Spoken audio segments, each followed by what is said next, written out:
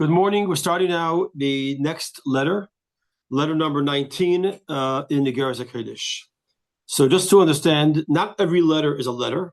Some of the letters are really essays, but they're listed with letters they were put in to this compilation by the Alter Rebbe's sons.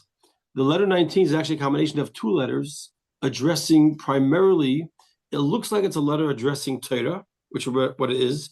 We're addressing a big question in Torah, we'll talk about in a second.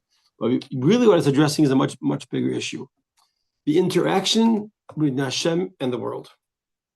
Whenever you have something which is uniquely or categorically different than something else, you have to find a way that they could compute or relate.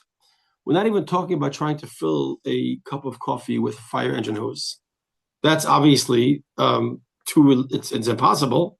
But it's two things that are very close.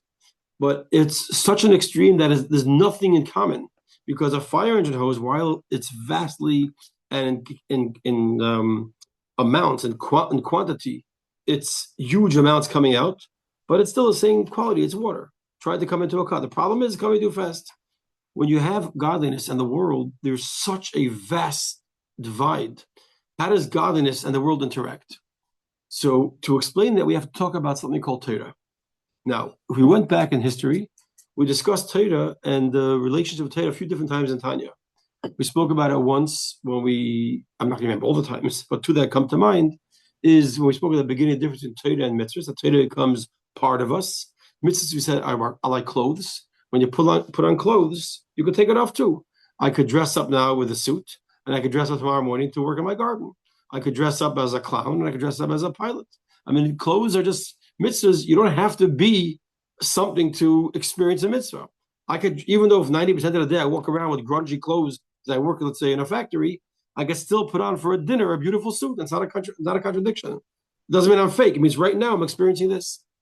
The problem is when you're done with a mitzvah, the experience is over. You don't walk by a person who just got an aliyah and stand out in front of him. Because when he's getting the aliyah, maybe you should stand. When he's lighting Shabbos candles, when you buy a bris, when you buy a chuppah, you stand. But when the service is over, you don't have to stand anymore. When it comes to Torah and the person become one even after. It's like eating food. Eating food, you can't say, well, I ate the food and I'm done. Now the food's gone. We wish. The food sticks with us. And if you eat well for a whole trip, a vacation for a month, you come back, you look like you ate well. No one could look at you and say, I look like looks like you dressed well for a month. Because once I take off the clothes, you can't tell I'm back in my regular clothes. But food becomes a part of you. So Torah, one how we spoke about how it becomes a part of you, mamish. Another thing we spoke about Torah was that Hashem, to create the world, he had to have some sort of interface. That interface was Torah. Torah was that way that Hashem, so to speak, interacted with the world. And that's why we spoke many times. If God forbid a person has a medical problem, in Torah, you learn a certain part of Torah, you fulfill or follow some Torah, it could change your health, it could change your future. Because Torah is the motherboard, it's the interface between the source, godly life force of power in the world and the world and the person. Torah is that interface. We spoke about that also. I think it was in chapter 51. Now we're addressing another issue. Torah, the way, and this is, and we'll see, Torah is this interface, as we'll see. The question we have is, what is Torah? What is Torah? Torah begins by God. If you think about it, Hashem's wisdom is above and beyond any sort of experience, story, happening, event, creation in this world. Not even similar. If we say that Torah is God's wisdom, does God really spend his time before the world was created? Did he spend time thinking about two people fighting over a talus? A guy breaks someone else's pot when he's walking in the street and slips and drops something. Two oxes bump into each other. That's what God's thinking about. Obviously, Torah, the way we experience it here, cannot be the same way Torah is. The way it's in God's mind. It's like that's what he's thinking about. God has a little bit more of a elevated wisdom, interest, fascination, etc. If you want to use those words. So you have to understand what that is. So the Alter Rebbe is going to address that in Tanya by understanding a few very key components of Torah. Before that, the Alter Rebbe starts off, as is very common, with a pasuk. Just like the Rebbe says a mimer, the Alter Rebbe says a mimer, the Rabbi said a mimer, they quoted the pasuk. Whatever the pasuk might be, then we explain it. Sometimes the Alter Rebbe addresses the question, but the pasuk later, sometimes earlier. Here he never addresses the pasuk. He says a verse, and boom, he never goes. So you have to understand, what is this verse? And there are very beautiful, interesting commentaries given. But what is the point of this verse? Let's see what we can figure out here. Chapter 19. I want to learn today for the safety and security of Am Yisrael, Eretz Yisrael. The 9 days, Hashem should bring unity and blessing and freedom and redemption to the Jewish people, and especially for my nephew's son, Meir Mechayim Mushka. Hashem should give him a refuah shalema. In a way that only he can do it. Okay, so it says, Eita Eir Kasalma, he wraps himself in a light. He wraps himself, the light, like a shirt, like a garment. What does this mean? One of the explanations given is a very fascinating insight as follows. Oir, by definition, is something which is essential godliness. It is essence. When we talk about something being revealed or something being shared from the pnimis, from inside, it's light, God's light, right? Light represents the essence shining forth. The word salma, which means a shirt or a garment, is the word salma is a garment which means something exterior, something which is not really the essence. Like we said before about a mitzvah, when you put on a garment, yes, you experience the garment. You could play that part. You could be that experience. You could put on a suit and go into I have a friend of mine who, very interesting, actually, a very successful fundraiser. What he does is there's a cigar shop where he lives, which is made like a really high-end cigar shop. It's like very wealthy people go there. It's a whole different level. And he goes there because he meets people and he interacts with them. The problem is, in the parking lot, all the cars there are like, really expensive cars. And he drives a regular schlump car. What does he do? He told me he goes about once a week. He puts on a sharp suit, tie, cufflinks and everything, dresses up well. He parks the car 2 blocks away and he walks in. And when he's inside, he looks at everybody else. Everybody else is worth millions and millions. He's worth dollars. That's it. $12. Minus. But in there with his costume, he fits it perfectly. And he says tremendous relationships that he made, the friendships, the conversations. He blends in. A garment is not really you. So the Ur and the Salma represent that Hashem wraps himself in this thing, this Torah, which is what? On one hand, meaning it's the interface. For something to be an interface, like we travel to Europe and travel to Israel, you have to have a special plug that on one side holds an American plug, and the other side is a European or an Israeli plug. Meaning you have to have both ends, one that's compatible to this side, one that's compatible to this side. The Torah has that quality, as we'll see. The Torah has a quality that on one hand, it has the light, it's the essence of God, it's infinite, it's pure godliness. At the same exact time, it's like a garment that's external. It's something that it's not something that's really part of us. It's something that's external of it. We only see the outside. And these are the Psalm is what the Alter is referred to in this pasuk. Okay, the Alter is going to start off this chapter with a very interesting, almost like you could read it and sort of be insulted. We could read, for Moshe Rabbeinu, we could read it and be fascinated. What does it say as follows? The Likutei Torah we always talk about is the Alter Rebbe's Likutei Torah. There's really other Likutei Torahs. One of them is from the Arizal. The Arizal has, amongst the Sfarim that were actually, in times of the Alter Rebbe, much more readily available to the Chassidim, was a sefer called Likutei Torah on the Parshiyos. It was a teaching of the Arizal, which was Yartzah, by the way, was just a few days ago, the 5th of Av. It was teachings on every parsha of the week, teaching about it. And that was like available for Chassidim to study. He said like this: Likutei Torah shel Arizal Parshas Kisisa or Parshas Vayikra.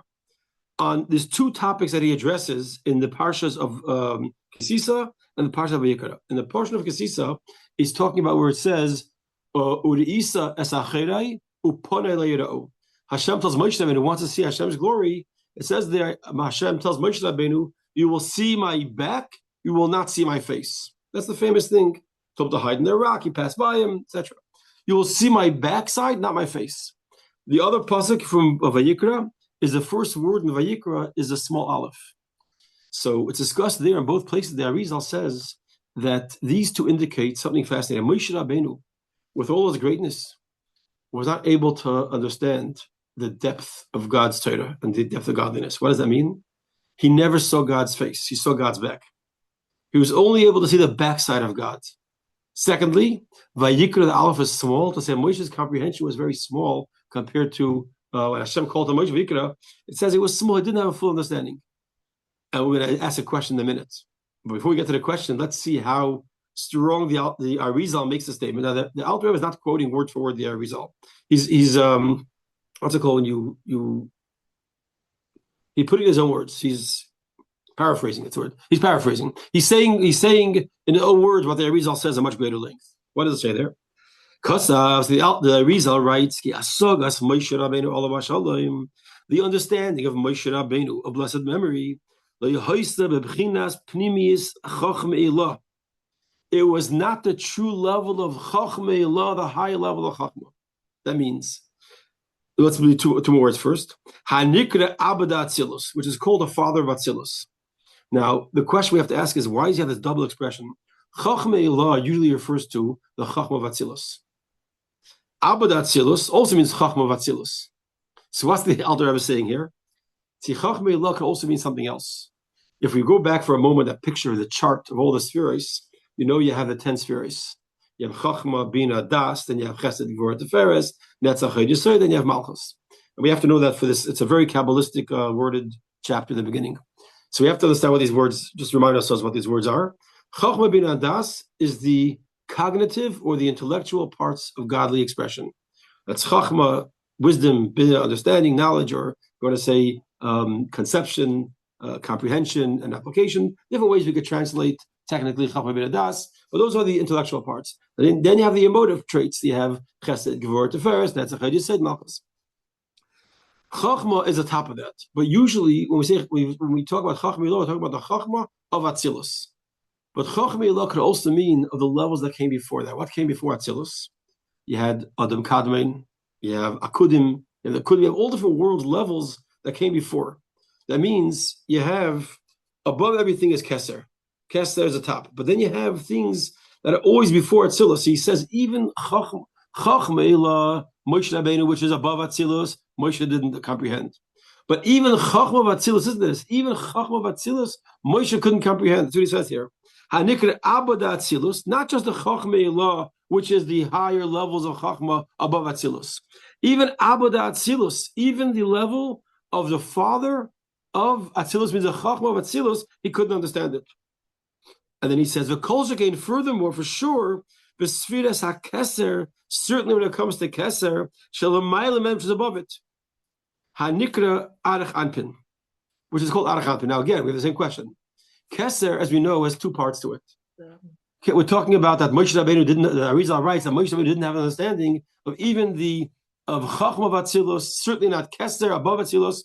Keser in general has two components: something called Pnimius Keser and Chatzonius Keser. Pnimius Keser, the essence of Keser, which has no connection to the process, this is called Atik for short, or Atik Yomin for the full name. Atik Yomin means old days. Has nothing to do with what it really means. Atik is the essence of Keser. It's the top. Don't ask me what it means. But it's the essence of Keser. Arich Anpin, which is technically long face, not to be confused with small face, which we'll talk about later. Long face, Arich Anpin, is the external part of Keser. So he says that he doesn't understand, Moshe didn't understand Keser, Arich Anpin, meaning even the lower part. It's like saying in the advanced yeshiva, the lower level, even that he didn't get. Even the lower students, so the lightest student of Rabbi Akiva, so to speak, he didn't understand. Or in this case, the smallest of Keser. So the Arizal's writing that Moshe Rabbeinu did not comprehend, not in Chachma Atzilus, not in Chachma above that, not in Keser, which comes above that, not even the lower level of Keser. Moshe had no understanding of these levels, only in a very external fashion. He had what's called Acharayim, the outside, the back. Acharayim always means that something, every single thing has its primary and its secondary. Let's take a job for an example. If you have a job, your job is to be a lawyer, your job is to teach students, your job is to manufacture widgets. That's really not what you're doing. What you're really doing is supporting your family. You have to, today, of course, people have careers, just focus on the careers, but ideally, a person has a job. The reason you go to work in the morning is to support your family and pay your bills and afford the things you need. That's why we go to work. So are you really going to work because you want to manufacture widgets? No. You're going to work to support your family. While you're there, you are also manufacturing widgets and you focus on, you work very hard, and then you put your heart and soul into it. So that means my heart and soul that I'm working on is not really my real identity. I'm working in my achrayim. It's the other side. Say they would say about a cup. a cup, by definition, its purpose is to hold something.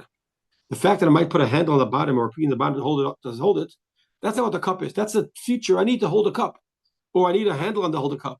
What is a cup? A cup holds water, holds liquid, holds things that are fluid. In other words, everything has its primary identity and a secondary identity. You say in every single thing in the world, why I'm doing things, why I'm exercising. Is it because I really love the feeling of schwitzing, or because I have to get into good health? Doctor says I want to avoid this medical problem. You have to do certain exercises. So I'm going to put myself into it. But that's not why I'm doing it. I'm not doing it because I love exercise. I'm doing it because I have an ulterior motive, or a real motive, not ulterior, the real motive. And that what I'm doing now is a tool, a means to get there. Same thing with Torah. Torah has its essence and it has an external. Or it's Moshe Rabbeinu says here, an unbelievable statement. Moshe Rabbeinu only related to Acharayim, the external, not the essence of Torah. That's what he says here. Hamalu beshes bebina. And this part of, as we know the process, you go back to the chart. What happens with Chachma? Chachma comes down into Bina. What happens to Bina? It flows down through Das into Chesed, into Devura, eventually to Malchus, eventually comes out. I mean, it's a process till eventually you have let's say in the conversation of an emotional expression, it started as an intellectual thought. It meant to my emotions right away. I carried it through and I eventually blurted it out. It came out as a cry or a scream of pain or some love. That expression is the end that started off all the way in Chachma. So he says that what does Moshe Rabbeinu have? The lower level of Chachma, which level is that? Hamalubesh is Bina, because every level, now we have a chart, you have Chachma, Bina, Das, Chesed, right? If you look at it as a link, the link has two ends. It has the end that's connected to the level above it, and has the end that's connected to the level below it. That's what a link does. It connects two things. So the level above it is its true identity. The level below it is what it modifies itself to reach into the next level, because it's really much higher. So Acharaya means the lower level of Chachma. What's that? The level that attaches to Bina, the next level. And then he says further, not just that, which falls into, eventually, from the Seichel, from Chachma, Bina, and Das, it comes into the sphere, the Midas, Chesed, Gvur, Teferes, which he calls a lower aspect, because in every person you have, the higher aspect is your intellect, the lower aspect is your emotions. And to your lower self is the emotions. In the emotions themselves, the last four, which is Netzach, Heid, Yesod, Malchus, are, if you want to go back to what we spoke about a long time ago, in the emotions themselves, the first three, how they take place inside of me. How do I feel? I feel Chesed, I feel Gevura, I feel Teferes. These are all eternal. Netzach, Heid, Yesod, Malchus are, so what do these emotions push out? Now I'm expressing an emotion to you. So Netzach and Heid and Yesod and Malchus are me expressing my Chesed or my feelings to you. So Chesed and Gevur, the Teferes, are the higher levels of emotion. It's a part of me that feels. Netzach, Heid, Yesod and Malchus is a part of my emotions that are now going down a level to go outside of myself and to express you. That's why Netzach and Heid are called the thighs, the legs, and Yesod is, of course, the reproductive, and the Malchus is the expression, because this is me interacting with the world. Chesed, Gevur, the Teferes, how it's inside of me. So you have now, it comes down from Chachma, the lower level of Chachma, into Bina, into the seven spheres, in the seven spheres themselves, into the last four, which are the expressive spheres, expressive emotions. You say like this, all seven together, really the six together. The first six, Chesed, Gevur, Teferes, Netzach, Heid, Yesod, are known as Ze'er Anpin, little face. And those are, by the way, for the record, those are called masculine traits, and the Malchus is the feminine. So you have that doesn't mean male and female. It means masculine as giving to a place, and Malchus is receiving, and then re-giving it again. So Malchus is the receiver, like the moon. The moon is called Malchus, or like the kings of the Jewish people are called Melech. What's a Melech? I'm a king, I receive from God, and I project it to the Jewish people. The moon doesn't have its own light. At the same time, the moon provides light. So which one is it? It provides light that it doesn't have of its own. All you're seeing is sunlight. You're actually seeing light of the sun as projected off the reflective nature of the moon.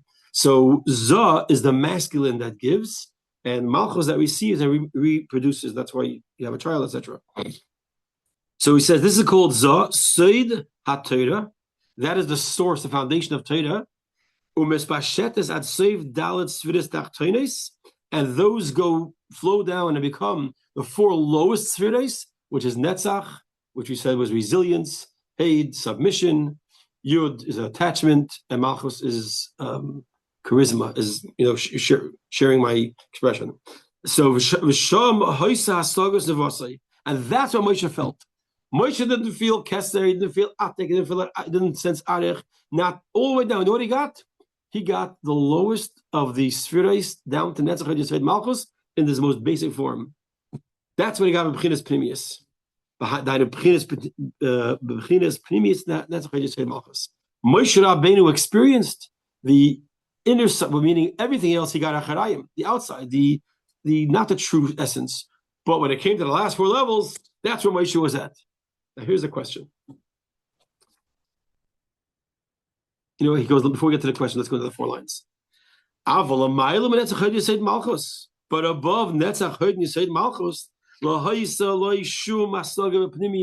he had no proper understanding in the true inner way. He had no full understanding. He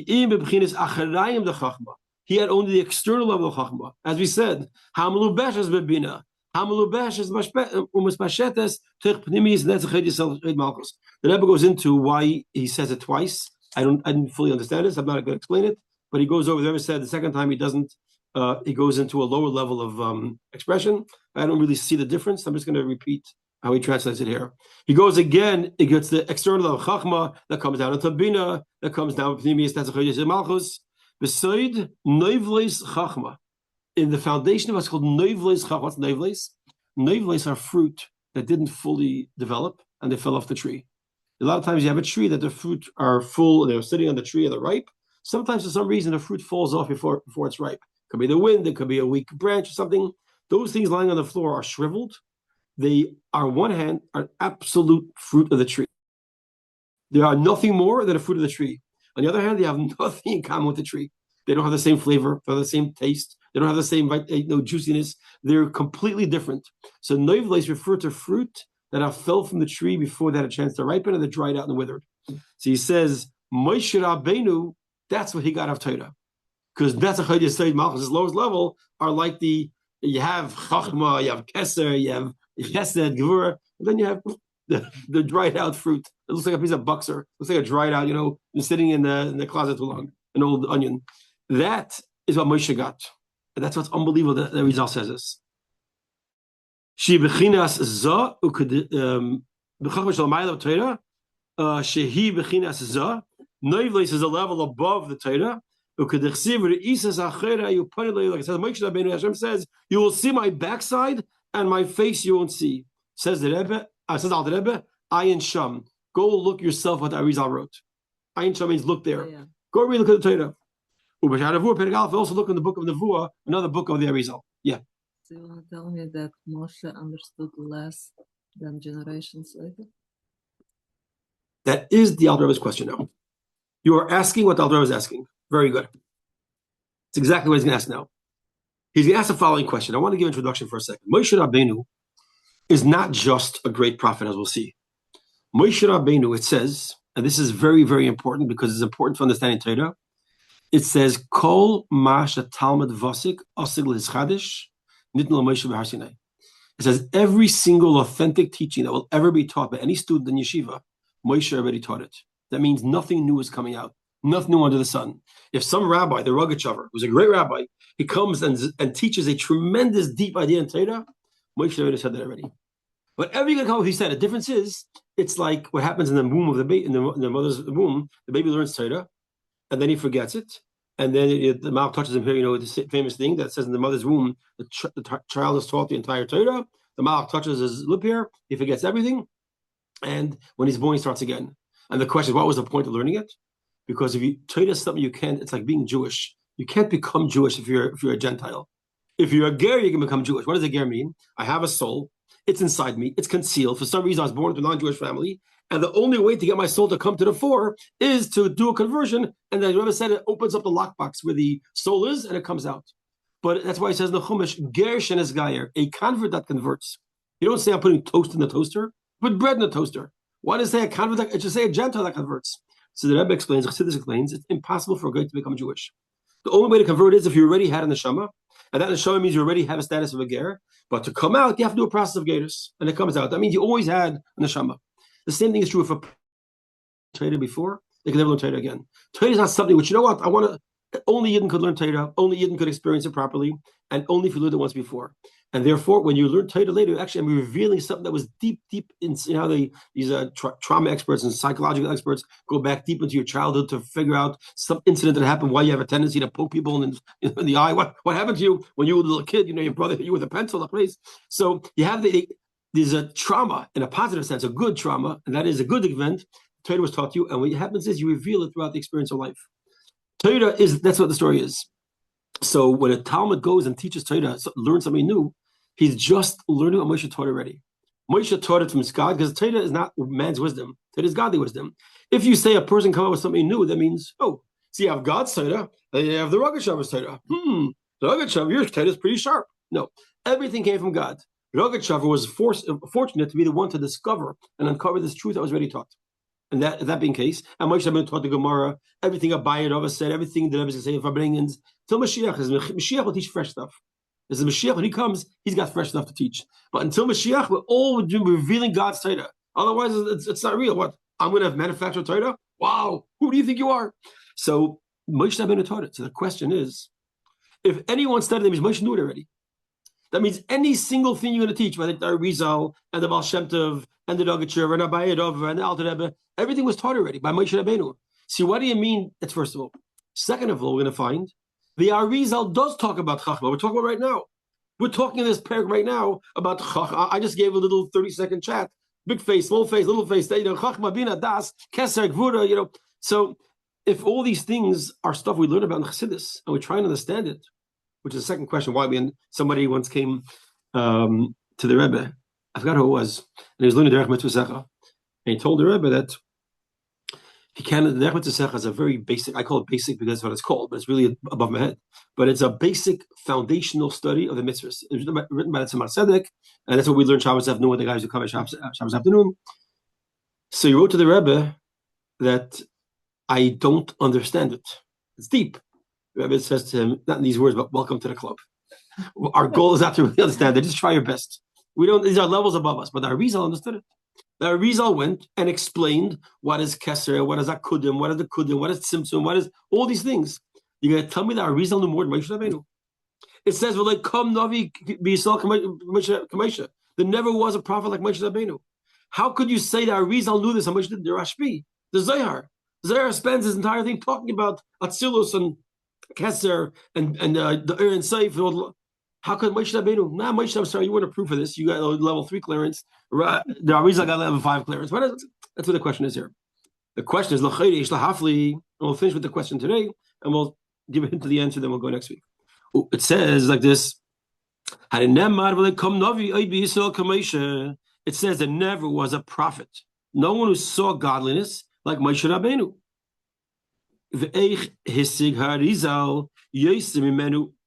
How could the Arizal know more than him? The Arizal clearly, and he was a young little 36-year-old man, unlike Moshe, who was 120 years old, and he says he reached level, 50, etc.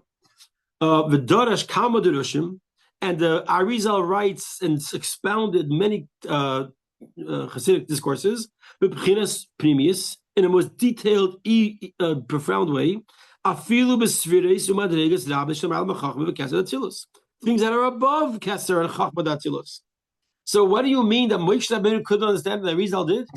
Yeah, that makes a lot of sense. The greatest prophet who spoke to God face to face, and he got given over, and he taught the Torah, and everything that comes from him, he didn't know this. But the Arizal, who came, 2,000, 3,000 years later, he had these things. How does it make sense? And he's not just asking the Arizal. The Rebbe says, asking every one of us. Every one of us, when we sit and study, what are we studying it for? What's it, a joke? We're trying to study. We studied Tanya. We just said there's Keser, there's Pnimius Keser, Atik, and Arech, and before that, if Akudim, Nekudim. What's going on here? And the answer is going to be as follows. We'll go into it next week. The answer is there's a big difference between seeing and reading about. See, one is talking about what they were able to see. Moshe Rabbeinu, as we're going to give all these quotes, we'll see everything he experienced, he saw. Now, it doesn't mean literal see, because you can't see with a physical eye, spiritual. But it means that level of understanding where I see it, it's clear. I can picture it in front of me. Everyone else read about it. So it's one of those, you could describe it. In other words, we're talking about two, in Moshe Rabbeinu's discussion, we're talking about what level did his vision, did he see godliness? He saw godliness until him, the 4 level. What level did he understand? Way above you guys. So this is the key thing he's going to say. What's the point he wants to make here? That in Torah, there are different perspectives, different levels. We want to show how Torah can be an intermediary between the highest and the lowest. So in order to do that, we have to explain that within Torah you have both parts.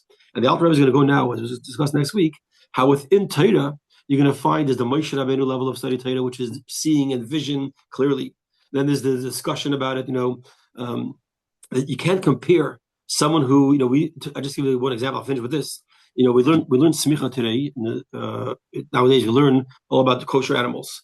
So a lot of the classes are discussing about a lung and about a spleen and about the intestines, and if there's a bubble, if it's a sircha, if it's smooth, if it's a hole. And people could talk about it and learn about it in yeshiva for 2 years or a year, and someone could plop onto your plate a lung. What the heck is this?